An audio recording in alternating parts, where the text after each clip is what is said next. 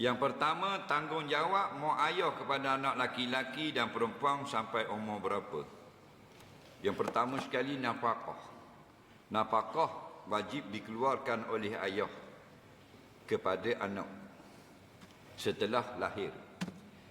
Mengikut keperluan anak, bukan mengikut kehendak ayah. Contoh, anak baru lahir. Anak baru lahir minum teh openg ke susu? Ayah tak buah, susu mahal, beli teh openg. Dah. Ikut keperluan. Kena beli susu S26 Gold. 225 sekotak. Lagi tu keperluan. Okey. Sampai umur berapa? Sampai umur anak itu sudah mampu bekerja sendiri. Contoh, umur anak itu sudah 20 tahun. Contoh, saya buat contoh. 20 tahun mampu bekerja sendiri dah. Faham? Maka ayah tidak wajib lagi beri makan minum. Tapi kalau kita beri lagi, sunat. Faham lagi?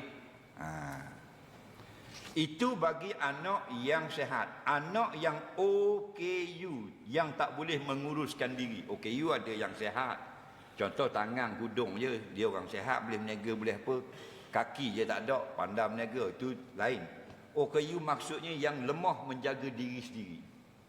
Yang Down syndrome kronik, lembam-lembam pun ada dua juga. Ada yang okey, ada yang tak dapat jaga diri. Autism gitu juga, ada yang okey boleh kerja, ada autism yang tak boleh jaga diri. Maka tu sampai mati ayah wajib nafkah. Ingat, makan minum, pak tinggal, pakaian sampai mati, sama ada mati anak atau mati ayah. Faham? Mak sampai bercerai saja kalau dah mati. Bila bercerai dalam iddah wajib. Habis iddah sunat saja. Faham? Adapun anak yang sudah besar, selain daripada nafkah, nasihat.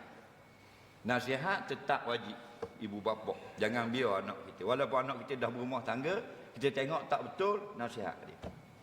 Faham? Jangan lock. Pasal adin, nasihat agama ni kena banyak nasihat.